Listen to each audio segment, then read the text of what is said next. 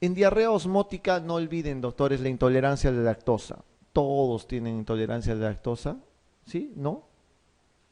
La intolerancia a la lactosa es muy variable, ¿no? La intolerancia a la lactosa es una enfermedad adquirida, es un tratamiento, es una enfermedad adquirida que uno puede tenerlo en cualquier momento de su vida.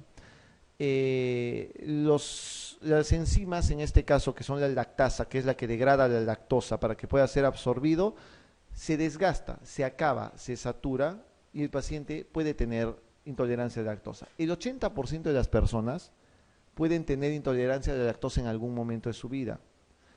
Eso no quiere decir que nunca más van a volver a tomar leche. No quiere decir eso. Simplemente si una persona como ustedes, cualquiera de ustedes, en un momento la leche empieza a caerle mal, deje de tomarlo unos días. Nada más. Va a pasar una semana, 2 semanas y lo vuelve a tomar porque la lactasa, en este caso, nuevamente va a ser bien tolerada. La lactosa va a ser bien tolerada en algunos de los casos. ¿Ya?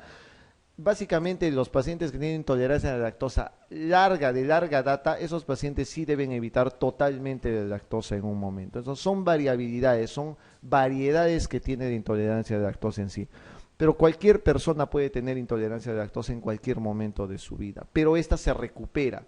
No es como la típica intolerancia a la lactosa que a la larga puede tener síntomas tan marcados como distensión y diarrea cada vez que uno consume un producto lácteo. Hay tratamiento para eso.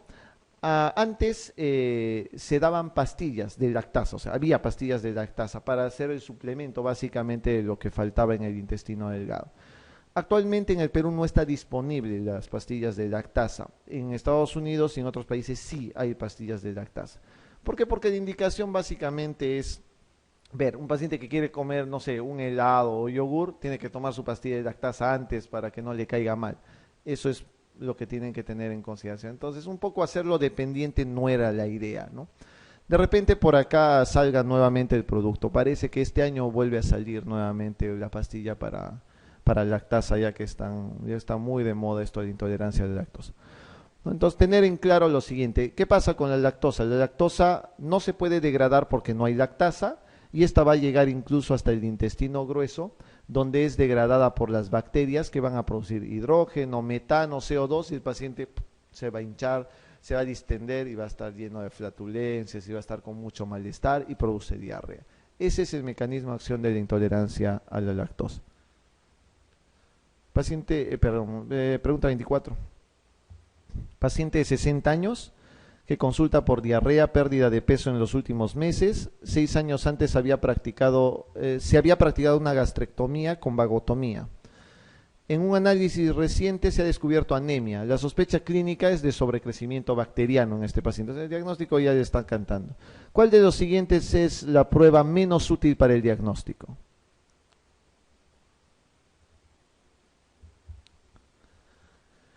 Para sobrecrecimiento bacteriano. Para eso tienen que saber sobre crecimiento bacteriano. Entonces todavía no les he hablado de eso.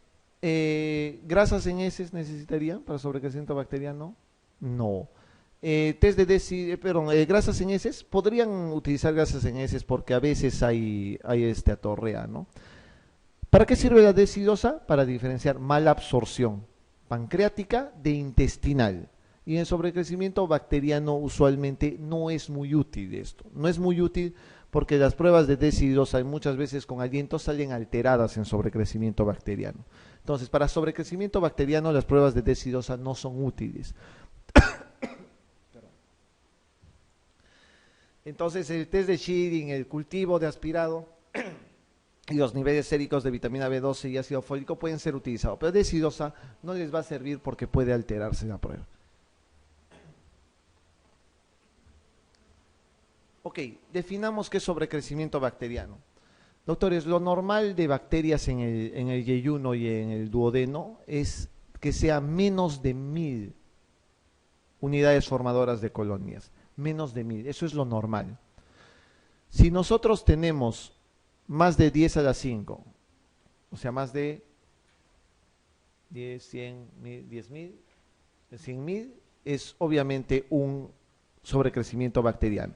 Si tenemos más de 1000 en el aspirado yeyunal, debe ser considerado como un sobrecrecimiento bacteriano esto. Hay condiciones que nos van a llevar a sobrecrecimiento bacteriano. Primero, tienen que saber que lo más frecuente en este orden pueden ser estos, ¿no? Puede haber estreptococos, E. coli, estafido, micrococos, Klebsiella. Una de las cosas que lleva sobrecrecimiento bacteriano típicamente es que al paciente lo operen. Tú lo operas, le cortas un pedazo de estómago, le cortas un pedazo de intestino, lo típico es que haga sobrecrecimiento bacteriano. Eso es, por ejemplo, un factor de riesgo muy, muy común. Los mecanismos son los siguientes. Hay factores que protegen. El ácido gástrico protege de sobrecrecimiento bacteriano. Si uno tiene hipocloridria, es decir, tiene poca producción de ácido gástrico, va a tener sobrecrecimiento bacteriano. No se tomen omeprazol a cada rato. El omeprazol produce hipoacidez, disminuye la producción de ácido, puede conllevar a sobrecrecimiento bacteriano, un efecto adverso, por ejemplo, del omeprazol, ¿no? Si la motilidad intestinal está alterada, hay sobrecrecimiento bacteriano, es decir, si no hay el peristaltismo adecuado, obviamente las bacterias se van a estancar ahí y van a crecer en una sola zona. Otra causa, ¿no?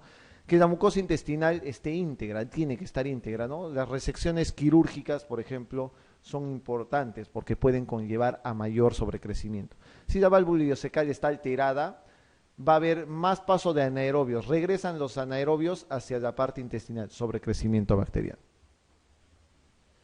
Ahí entran los factores predisponentes, acloridria, la edad, no olviden, mientras más viejitos, más sobrecrecimientos. Cirrosis, VIH, diabetes, esclerodermia, enfermedad celíaca, pancreatitis. Es importante. Y no olviden también las cirugías, que son factores muy, muy predisponentes en este caso. Miren todo lo que se puede no absorber. Depende de la parte donde esté alterada. El sobrecrecimiento bacteriano te puede llevar a mala absorción de B12, de grasas, de carbohidratos, de proteínas, de vitaminas. Todo se puede alterar, todo.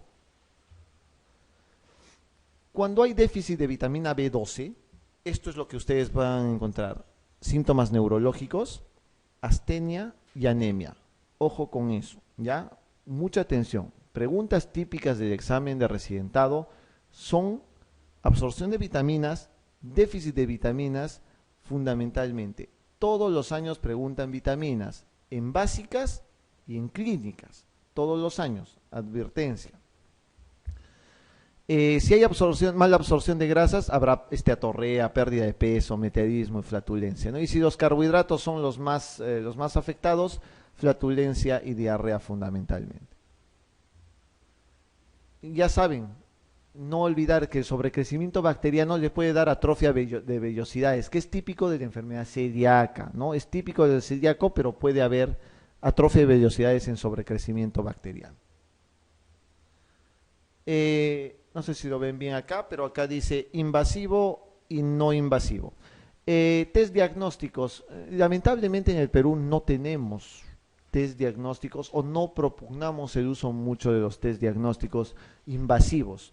Invasivos básicamente son hacer una endoscopía y aspirar el líquido yeyunal y hacer el conteo de bacterias en este caso, ¿no? Eso se puede hacer. Y lo otro es no invasivo, que es lo típico, pero no lo saben mucho. Hacer test de aliento, ¿no? Test de hidrógeno, test con glucosa. Se puede hacer test de aliento para ver si hay sobrecrecimiento bacteriano. Este es el diagnóstico invasivo, que es básicamente el aspirado duodenal y el cultivo. Esto en Chile, por ejemplo, lo realizan un montón y tiene una buena sensibilidad y especificidad. Pero acá no lo hacemos usualmente, ¿no? Porque usualmente se contamina rápido con el propio endoscopio y al momento de estar sacando la muestra te llevas incluso las bacterias de la boca. Entonces, un poco que sale sesgado el conteo en este caso. Entonces, lo típico, la prueba de oro es el aspirado duodenal, ¿no? O sea, realmente es su prueba de oro, realmente es lo que debe utilizarse, ¿no? El problema son la contaminación y la zona de aspiración. Pero los test de hidrógeno expirado son cosas que sí se pueden utilizar. Puedes utilizar glucosa, puedes usar lactulosa o lactosa. Los tres, cualquiera de ellos, el mecanismo por el cual actúan es lo siguiente. La bacteria, cuando hay sobrecrecimiento bacteriano, degradan estas, la glucosa, la lactulosa y la lactosa. Lo degradan. Entonces, al expirar, simplemente sale marcado con el carbono 14 y se ve realmente si hay un sobrecrecimiento bacteriano. Eso es lo que se utiliza como pruebas. No está muy difundido, pero sí hay acá para hacer pruebas de sobrecrecimiento bacteriano. ¿Cómo tratamos un sobrecrecimiento bacteriano? Hay que dar antibióticos, ¿sí? Se va a antibióticos. Van a haber la infinidad de antibióticos que se pueden dar para sobrecrecimiento. Obviamente si hay déficit de vitaminas, déficit de B12, déficit de carbohidratos en este caso, básicamente hay que reponer nada más, ¿no? Tratar la enfermedad de fondo. Puedes usar proquinéticos. ¿Qué son los proquinéticos? Son fármacos que se utilizan para mejorar la motilidad. Si hay alteraciones de motilidad, podrías dar eso para mejorar un poco el tránsito intestinal y evitar el sobrecrecimiento bacteriano. Y los antibióticos de la antibiótico terapia. Doctores, acá sí van a encontrar una variabilidad muy, muy notoria de acuerdo a la bibliografía que usen. La terapia de primera línea que se utiliza es esta: amoxiclavulánico o norfloxacino, que son los que tienen 90% de efectividad. ¿Ya? Eso es lo que se utiliza: amoxi con ácido clavulánico o norfloxacino. Eso es lo usual. Pero pueden tener todo esto. Pueden tener todo eso. Actualmente se está propugnando mucho el uso de esto, de rifaximina. Entonces la rifaximina, mucha atención porque puede ser preguntado. Las cosas novedosas en farmacología suelen ser lo más preguntado en los exámenes. Así que lean acerca de rifaximina, o que se les hable más de rifaximina, que puede ser utilizado para esto precisamente, para sobrecrecimiento bacteriano. Se usa para encefalopatía hepática, por ejemplo, porque es un antibiótico no absorbible en intestino. Y se puede utilizar para diarrea del viajero, por ejemplo, ¿no? Es una de las cosas que se puede utilizar. Entonces, mucha atención. Existen muchos esquemas de tratamiento. Los más efectivos son estos dos: amoxiclavulánico y norfloxacino. Pero rifaximina va muy bien actualmente con sobrecrecimiento bacteriano. Los prebióticos y los probióticos se ha utilizado. ¿Qué es un probiótico? El probiótico es un microorganismo vivo que no produce alteración, que al contrario produce beneficio, ¿no? Porque compite con los gérmenes patógenos. Eso es un probiótico. Ven sus propagandas de yogur, ¿no? Su yogur probiótico, lo que tiene es Lactobacillus casei, Bifidobacterium, etcétera. O sea, son microorganismos vivos, pero que no son patógenos. Y al contrario, compiten precisamente con las bacterias malas para que no se produzca mayor alteración. Eso es un probiótico. El prebiótico son alimentos que estimulan el crecimiento de esas bacterias buenas. Eso es un prebiótico. Estimula el crecimiento de la bacteria buena. Ambos juntos se llaman simbióticos. Es decir, es un probiótico con un prebiótico. Eso se llama simbiótico. Hasta el momento se han hecho muchos estudios, pero no se ha demostrado que realmente sea eficaz hasta el momento, ¿ya? Pero ya tienen que saber que es un probiótico, un prebiótico y un simbiótico. Otra cosa que está muy de moda actualmente, ¿ya? Pregunta 25. ¿Cuál es el tratamiento de un sprue tropical? ¿Qué les parece? ¿Cuál es el tratamiento de un sprue tropical? No confundan con enfermedad celíaca. Siempre. Tetraciclinas y dar ácido fólico, ¿ya? Tetraciclina y ácido. Ahora les voy a hablar de sprue tropical, para que vean. Obviamente acá les ponen retirar el gluten de la dieta porque leen sprue y se emocionan, ¿no? Sprue celíaco, creen, pero sprue tropical es diferente. El sprue tropical es una enfermedad, sí, bastante rara de diagnosticar. Se llama tropical porque obviamente la mayor incidencia de estos están entre el trópico de Cáncer y el trópico de Capricornio, cuando ven ustedes en el mapa, ¿no? Usualmente los países en Latinoamérica que tienen más cantidad de sprue tropical son Colombia, Puerto Rico y Costa Rica, fundamentalmente, son los que tienen más. En el Perú hay casos, sí se han diagnosticado casos de sprue tropical, hay casos de sprue tropical. A diferencia del sprue celíaco, en este caso no es pues la gliadina, no es un alimento el que produce esto, sino se cree en este caso que es básicamente por problemas bacterianos, ¿no? Básicamente por problemas de bacterias. Entonces, la etiología sí es desconocida, por eso es el gran problema del diagnóstico, pero se cree que hay sobrecrecimiento bacteriano de alguna manera, por eso es que el tratamiento es antibiótico, si ustedes se dan cuenta. En un momento les he dicho, ¿cuál es el tratamiento antibiótico de elección? Es tetraciclinas y dar ácido fólico. ¿Para qué das? Básicamente ese es el problema, no se sabe exactamente cuál es la causa del sprue tropical. Pero ¿qué es lo que da ese sprue tropical? Da otro síndrome de mala absorción muy parecido al de la enfermedad celíaca. Microscópicamente la biopsia puede tener atrofia de vellosidades, puede tener hiperplasia de criptas y puede tener simplemente la infiltración de linfocitos. Puede haber. Su CTO y sus libros básicamente dicen que no hay, ¿ya? O sea, que es normal. Pues no es cierto, ¿ya? No es cierto. Puede haber, realmente, puede haber la alteración histológica como en el sprue celíaco, muy parecidas, ¿ya? Características. Usualmente el sprue tropical afecta más que todo a todo el intestino, o sea, va desde el duodeno hasta el ileum, ¿ya? Ese sí afecta absolutamente todo. Entonces la mala absorción puede ser mucho más marcada. Y eso es lo que da esto. El principal déficit entonces es déficit de vitamina B12. Entonces mucha atención con eso, ¿ya? Porque el sprue tropical puede llevar a déficit de B12. A diferencia del sprue celíaco, que básicamente no hay déficit de B12. Puede haberlo, pero no hay usualmente. ¿Ya? Es más que todo déficit de hierro en la parte del sprue celíaco. ¿Por qué? Porque la absorción de hierro es ¿dónde? En duodeno, ¿no? Duodeno y ayuno fundamentalmente. Entonces, en el sprue celíaco lo más frecuente es una anemia ferropénica. En el sprue tropical lo más frecuente es una anemia por déficit de B12 o macrocítica. No es absoluto, pero eso es lo más frecuente. Vuelvo a marcar y remarcar lo que les estoy diciendo. Puede superponerse esas características, ¿ya? Clínicamente, ¿qué hay en un sprue? Sprue tropical: diarrea crónica, dolor abdominal, distensión abdominal, esteatorrea, pérdida de peso, gastritis estrófica. O sea, nada característico. Si se dan cuenta, diarrea, esteatorrea, pérdida de peso, nada es característico. Igual que en la enfermedad celíaca. ¿Qué es esto? ¿Qué ven ahí? No se ha lavado las manos. ¿Qué hay? Hiperpigmentación, ¿ya? Esa es una hiperpigmentación. Es algo que pueden encontrar típicamente en los pacientes que tienen enfermedad o sprue tropical, ¿ya? Hiperpigmentación, no lo olviden. Tratamiento, doctores, ya saben, no olvidarse nunca más, por favor. Tetraciclina es el tratamiento de elección. Tetraciclina. Y aporte de nutrientes que están en déficit en ese momento. Si hay B12 deficitario, darle vitamina B12. Pero el tratamiento es tetraciclina. Pregunta 26. Varón de 14 años, diarrea crónica, ascitis, edema de miembros inferiores a predominio derecho, hipoalbuminemia, linfopenia, VIH negativo, proteinuria negativo. En la paracentesis, ascitis quidosa. La biopsia intestinal confirma el diagnóstico de qué. ¿Qué les parece? 14 años, edema de miembros inferiores, a predominio derecho, hipoalbuminemia y ascitis quidosa. ¿Qué es? ¿Les parece algún caso de sprue tropical o celíaco? ¿Da ascitis el sprue?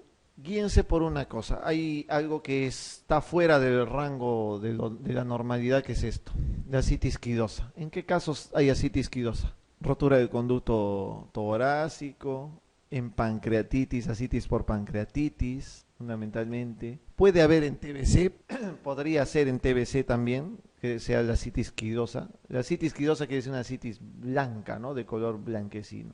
Podría ser. Ok. Yo creo que los sprues deben de sacarlos acá de todo lado, ¿no? O sea, los sprues no son. Tengan en consideración una cosa. Paciente de 14 años, jovencito, para empezar. Este edema de miembros inferiores a predominio derecho es el dato clave de todo esto, ¿ya? Usualmente los pacientes que tienen edema por hipoalbuminemia o por cualquiera de los déficits de mala absorción, el edema es bilateral y normal, igual, ¿no? Simétrico. Lo típico en la linfangiectasia intestinal es que los pacientes tengan ascitis quilosa y tengan edema de miembros inferiores que puede ser a predominio de un lado o de otro. Y esto, otra cosa que es típica es en pacientes jóvenes, ¿ya? En pacientes jóvenes. Entonces, ese es un caso de linfangiectasia intestinal. Solamente para tenerlo en cuenta. Recontra raro, pero ténganlo en cuenta. Los anticuerpos antigliadina y antiendomicio son específicos de la enfermedad celíaca. Especialmente si son de qué clase? Fácil, ese es recontra sencillo. ¿Cuál es? ¿Doctor? ¿Por ahí? Nunca. Si estamos hablando de problemas intestinales, siempre piensen en inmunoglobulina A. Todos los anticuerpos antiendomicio y antitransglutaminasa suelen ser del tipo IgA. Se utilizan los IgG, sí, pero preferente para este caso es IgA, ¿ya? Siempre IgA. Pregunta 28. ¿Cuál de los siguientes hallazgos es el más útil como indicador de mala absorción por sobrecrecimiento bacteriano? Muy fácil. ¿Cuál es? Indicador de sobrecrecimiento bacteriano. He dicho que se utiliza para sobrecrecimiento bacteriano. B12, atorrea, macrocitosis, decidosa. Para Sovia, decidosa no sirve. No sirve. Decidosa es para ver mala absorción intestinal y insuficiencia pancreática. Esa es la única diferencia. El problema de decidosa en el sobrecrecimiento bacteriano es que la decidosa sale alterada, es decir, no necesariamente una prueba alterada de decidosa es por sobrecrecimiento bacteriano, porque las bacterias son las que alteran la prueba de aliento. Entonces no te sirve la prueba de decidosa. Acá, ¿cuál es el más útil? Es obviamente la eliminación pulmonar de ácidos biliares. Ácidos biliares, cualquier prueba de aliento en este caso, pero no la de decidosa, son las que son más útiles para este caso, ¿no? Tienen que utilizar la eliminación pulmonar de esto. O sea, puede ser con lactosa, puede ser con glucosa, puede ser con lactulosa, pero esa prueba de aliento es la que se utiliza fundamentalmente. Decidosa sí se altera notablemente con el sobrecrecimiento bacteriano, entonces no es una prueba útil para eso, ¿ya? 29. En los siguientes procesos, excepto uno, hay sobrecrecimiento bacteriano intestinal. A ver, fácil. ¿En estenosis intestinales múltiples por bridas habrá sobrecrecimiento bacteriano? Sí, pues. Estenosis, está cerrado, sobrecrecimiento bacteriano. ¿Fístula gastrointestinal? Sí. O cualquier orificio o comunicación tiene que haber sobrecrecimiento. Hipertiroidismo con diarrea motora. Divertículos múltiples en el intestino delgado. Divertículos en intestino delgado son lugares de éstasis. Hay sobrecrecimiento bacteriano. Esclerodermia, típicamente hay alteraciones de motilidad. Hay sobrecrecimiento bacteriano.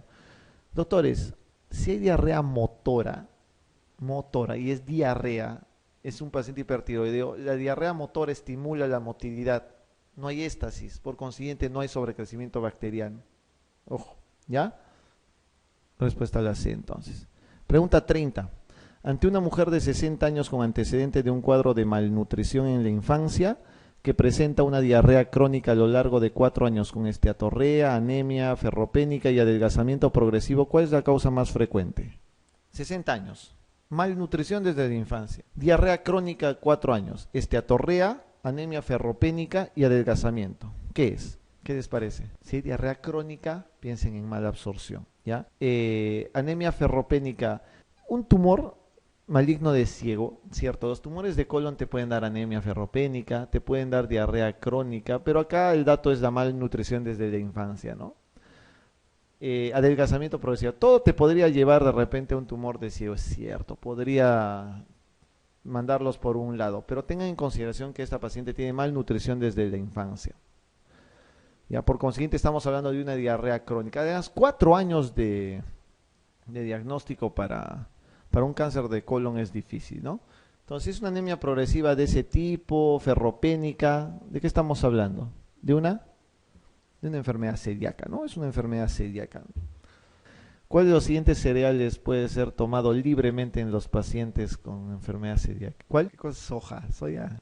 Pero la respuesta es esa, pues soya. Trigo, cebada, centeno, ya saben que sí, la avena que puede estar contaminada tienen que evitarse, ¿no? Soya. ¿Cuál de los siguientes no es causa de sobrecrecimiento bacteriano intestinal? No es causa. Enteritis regional estenosante. Perdón. ¿Qué es la enteritis regional? Una chela para el que conteste el otro nombre de enteritis regional. Enfermedad de Crohn, ¿ya? La enfermedad de Crohn es la enteritis regional, ¿ya? La enfermedad de Crohn es la enteritis regional. Enteritis regional estenosante, sí, pues estenosis da sobrecrecimiento bacteriano. Gastrectomía, tipo Bill-Rodot, lo que quieran, gastrectomía de cualquier tipo. Operación, tiene que haber sobrecrecimiento bacteriano. Colon irritable, ¿hay? No hay. Esclerodermia, sí. Trastorno de motilidad. Y fístula gastrocólica, sí. Entonces colon irritable. Motivo para hablar entonces de colon irritable o de intestino irritable, que es el último tema ahora, rápidamente. Es parte de nuestros síndromes funcionales junto con la dispepsia funcional y la disquinesia vesicular. Doctores, criterios de Roma para diagnóstico de intestino irritable. El diagnóstico de intestino irritable, por favor, doctores, para todos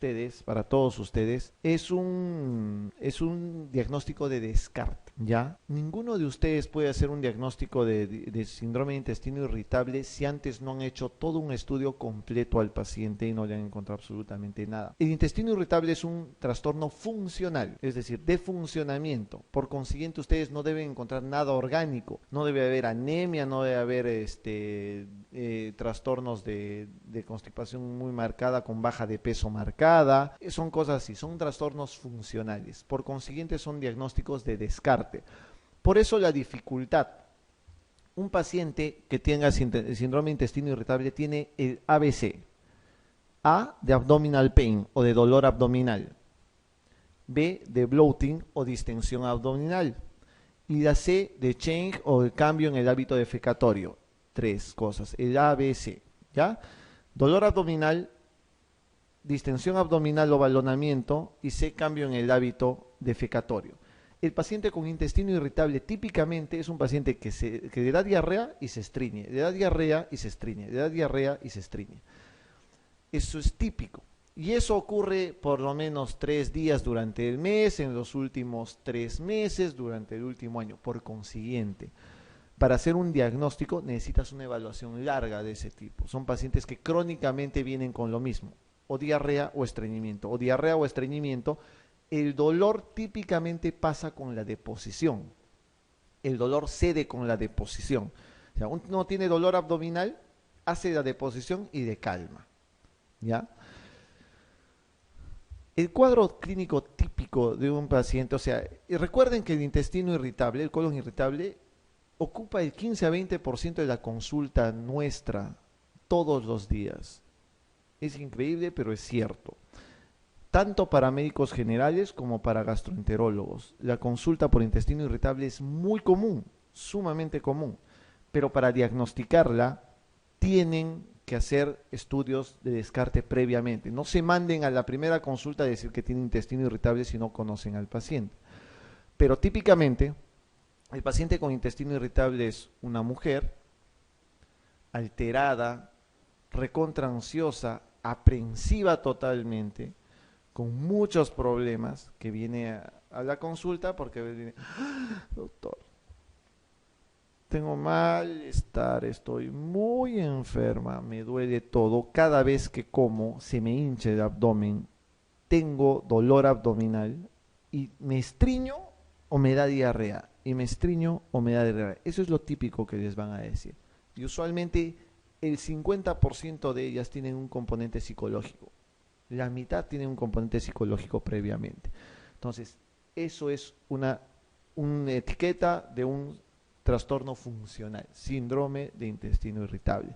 Pero para eso, ustedes deben de descartar, tienen que hacer examen de heces, tienen que hacer una colonoscopía, tienen que hacerle un hemograma, porque si viene una paciente ansiosa, aprensiva, con lo mismo, pero les dice que ha bajado 20 kilos de peso, que está sangrando todos los días, obviamente eso no es un intestino irritable, ¿no es cierto? Mucha atención entonces a eso. Diagnóstico de descarte con el ABC que les he mencionado. Miren, 1 de cada 6 individuos está afectado de intestino irritable. Si ustedes tienen intestino irritable, cada vez que venga a su examen que les toman mensualmente, o antes del examen, van a entrar en una diarrea pero espantosa, ¿no? Típico, paciente que tiene estrés o tiene un sentimiento aprensivo, mucha molestia, va a ir al baño inmediatamente. O le da un poco de dolor abdominal que le cede, ¿no? Eso es típico del intestino irritable, hipermotilidad por ese tipo de situaciones. Las situaciones estresantes los llevan a desencadenar el intestino irritable. ¿Quiénes son las más afectadas? Definitivamente las mujeres, lejos, por ser mucho más, a ver, ¿cómo lo digo para no ofender públicamente? Mucho más inestables quizás psicológicamente en ese sentido, ¿no? Y tienen otra mayor tendencia a la aprensión en este caso o al nerviosismo, entonces hay mayor tendencia en este caso, ¿no? 15% solicita atención médica y miren, los síntomas psicológicos en la mitad de los pacientes. En la mitad de los pacientes tienen un problema de algún tipo, ¿no? O problemas en el trabajo, o problemas en la casa, o problemas familiares, ¿no? Típico, ¿no? Mujer, ya saben, con trastornos psicológicos.